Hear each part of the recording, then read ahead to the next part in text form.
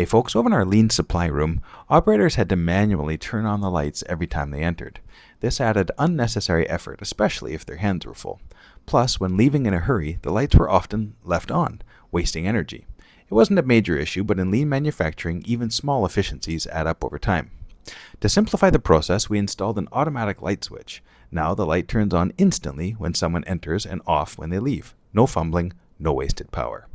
Once this fix proved effective, we shared the improvement in our morning meeting to encourage the Japanese concept of YOKOTEN, a key lean principle that spreads improvements across teams. Over in our Media Blast area, operators faced the same issue, but with tools in hand, reaching for a switch was even more frustrating.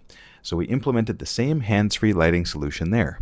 Now, when the door opens, the light turns on automatically, making inspection easier and reducing wasted motion. It's a simple lean fix shared factory-wide that makes work smoother for everyone. Thanks so much.